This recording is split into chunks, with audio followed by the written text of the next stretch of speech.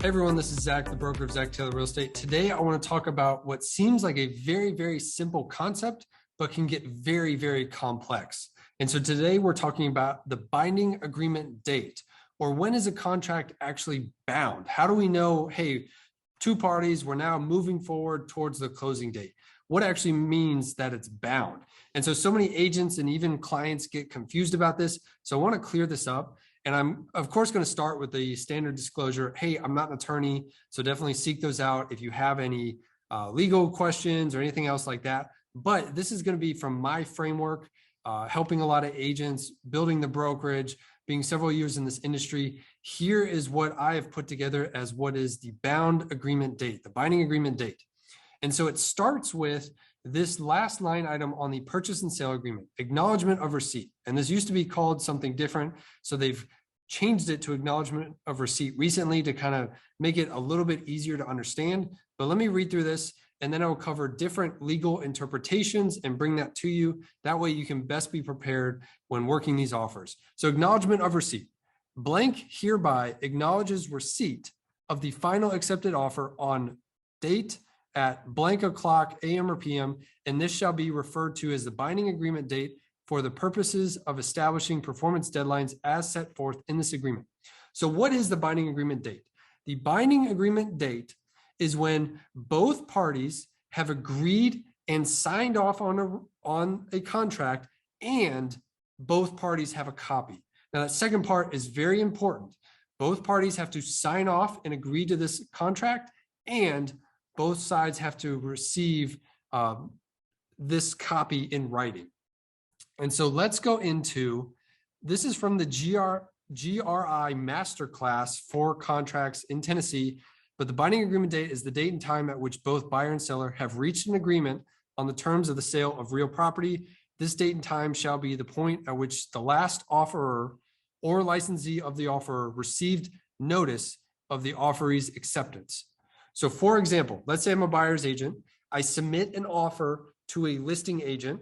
That seller agrees to the offer, signs off on it, and they send a copy back to me. When I've received that copy, that is now the start of the binding agreement date. The contract is now bound. So let's go into a little bit more fundamental of contracts. So again, contracts, the 5 points of what makes a contract legal. It must have a legal purpose. So parties cannot execute a contract to do an illegal act. Hey, I'm offering to buy this stolen car from you. No, that's not a legal contract. Legally competent parties. The parties to a contract must all be legally competent to enter into this agreement. Specifically, legal age is at least 18 years old. Agreement by offer and acceptance. Consideration of anything of legal value offered in exchange in the contract. Consent requires the party to the contract to have consented willingly and knowingly to the terms of the contract. There cannot be fraud, misrepresentation. So there has to be a meeting of the minds. All offers of real estate should sign the contract of sale. If a husband puts his name only on a purchase and sale agreement when both he and his wife own the property, then the buyer cannot force the wife to transfer the property in the absence of her written agreement. So all parties to the contract have to sign off and receive a copy. Now it's bound. And receive a copy can be to their agent that they have hired. That is notice that they've received it in writing. Key points to remember: contracts for the sale of real estate must be in writing and signed by all parties to be enforceable in the state of Tennessee. This is due to the statute of frauds, which in Tennessee holds that in order to be enforceable, the promise or agreement or some memorandum or note thereof shall be in writing and signed by the party to be charged therewith. Tennessee courts have generally held that an oral contract for the sale of real estate is not enforceable, even though the parties may have partially performed the contract. So here's a good example. This came up with one of our agents. They were following their client's instructions, and here's what happened. So they listed a property for sale. The first buyer came in and offered a purchase and sale agreement way below the list price. Seller countered at a higher price, buyer countered back at a lower price, seller countered, buyer countered, and the listing agent called and said, hey, we're going to go ahead and agree to this offer and sign off on it. When they called, a second buyer came in and offered a much higher offer. And the seller said, hey, we're going to sign the second agreement. And they went ahead, signed it, sent offer back to the second buyer. And that, of course, made the first party very frustrated. The buyer's agent on the first buyer, the buyer, they were very frustrated because they said, hey, you agreed to our offer. Well, it wasn't in writing. And our agent was following their seller's instructions. They wanted to go with that second offer. They sent a signed copy back to the second buyers. That's who they're now bound under. The first people missed out on the home. It was not in writing. So that's very important as an agent as well, is to forewarn them, hey, the seller said they're going to accept it, but let's hold our horses until we get that back in writing. Let's not schedule anything. Let's not say, hey, we got this house under contract. We need it in writing in order to know for sure we're moving forward. And so another great resource is the Tennessee Legal Hotline. Love this. They've got a database of previous Q&As. So I really like this because an attorney answers these questions. So let's go over acknowledgement of receipt. Again, that is this last little part. Is a contract bound if the binding agreement date does not get filled in? And so what I also have seen with other agents and misinterpreting this section is, let's say, for example, I submit an offer as a buyer's agent, my client's offer, I send it to a selling agent, a listing agent. They have their client sign off on it. They send it back to me, accepted. They check here, everything's accepted. They send it back to me. And then I wait till the next day to sign off on this. And I say, oh, next day, that's our binding agreement date because that's when I filled this out. No, when I actually received it, that is when the binding agreement date is. So let's jump over to a response I got from Addison Russell, who represents Tennessee Realtors. Once a document hits your mailbox, so this is referring to email. Once a document hits your email, it is considered received. It does not matter when the email was actually read. This applies for all receipts within the contract, not just acceptance of an agreement. So agents cannot hold hostage this acknowledgement of receipt. We cannot just delay and say, oh, I didn't check my email for 2 days. Now I've signed the acknowledgement of receipt and sent it back. That's when we've started. No. It's when you've actually, your inbox has received acceptance and in writing signed off that all parties have agreed to this. That's when the clock starts. And again, for further proof, let's go into here. Is a contract bound if the binding agreement date does not get filled in? A contract is created when both parties have executed the contract and the offeror receives notification of the offeree's acceptance. Again, this is going to be in writing. Receives notification. This is going to be notification in writing, not just verbal. The binding agreement date in the contract does not necessarily determine when the contract is formed. It merely acts as a date from which deadlines are calculated. A contract still exists between two parties, even if the binding agreement date has not been entered by a licensee. Licensees cannot bind a contract. They are only authorized to insert the time and date of receipt of the notice of acceptance of the final offer, the binding agreement date. So again, agents get confused. They fill this out, or it's very common practice for an agent to add a signature box right here and sign this.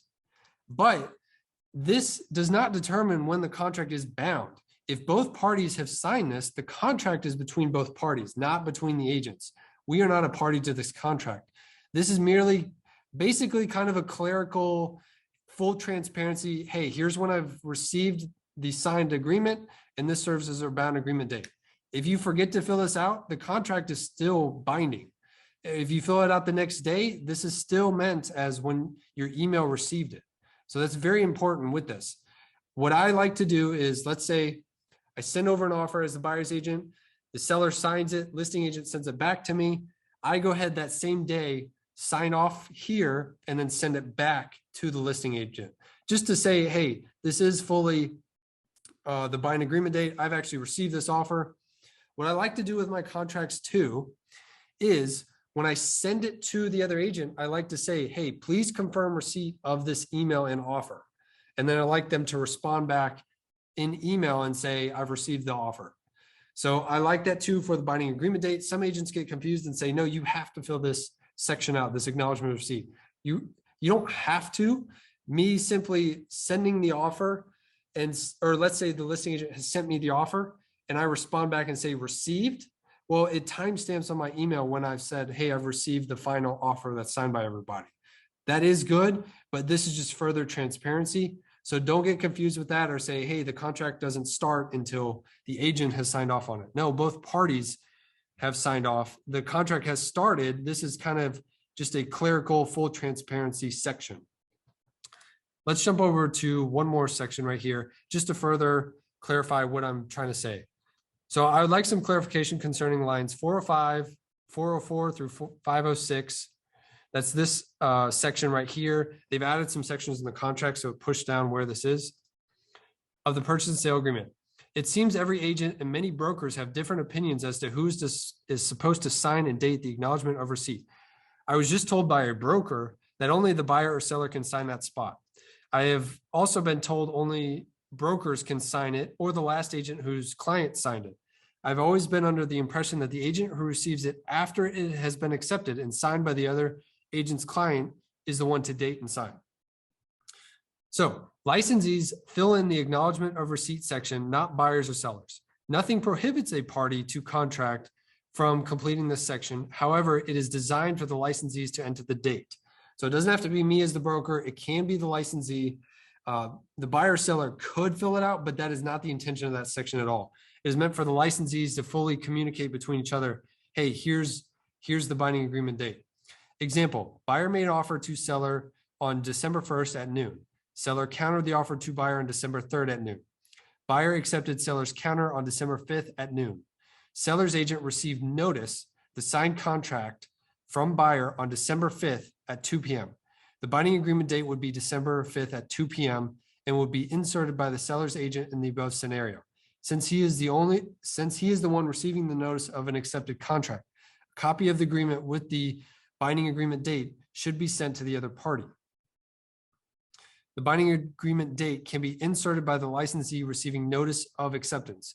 The parties hereby authorize either licensee to insert the time and date of receipt of the notice of acceptance of the final offer and further agree to be bound by such as the binding agreement date following the signatory section of this agreement or counteroffer if applicable. So again, the last person to receive a copy of the fully signed contract between both parties, that's who usually just adds a signature box and says, hey, here's the binding agreement date. This is not held up if you delay 2, 3, 4 days from signing this. So again, once it hits your email, that is the binding agreement date and time. Let me go over, covered that, covered this. One more is counteroffer 1 is made by buyers using RF651. The sellers counter back with counteroffer number 2.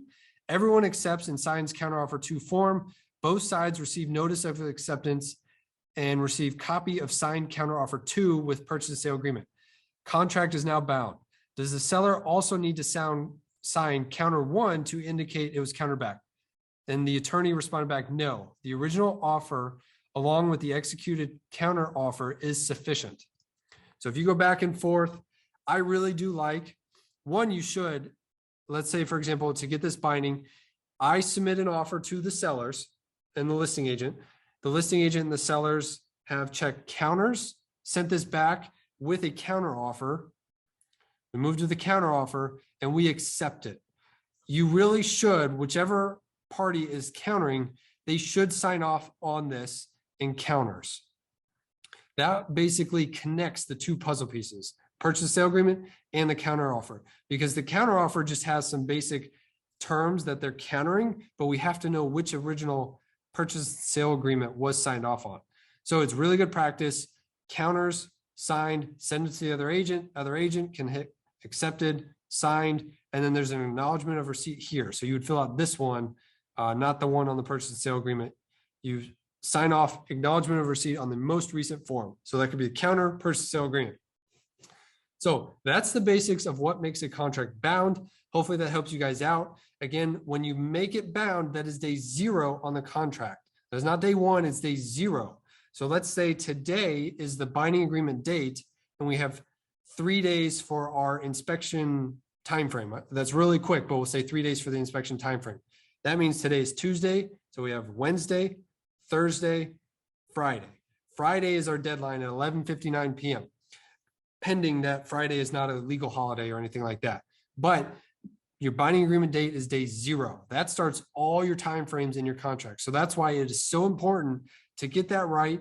And also whether an email get the other agent to confirm the binding agreement date or have this acknowledgement or receipt match when the email timestamp is that everybody has received a copy of the email. So that is why this binding agreement date is so important. Hopefully that helps clarify it. Again, I'm not an attorney, so please seek an attorney if you have any questions with this further. And I hope to see you guys next time. Subscribe to the channel, and you will see future videos coming up with more real estate training. See you guys next time.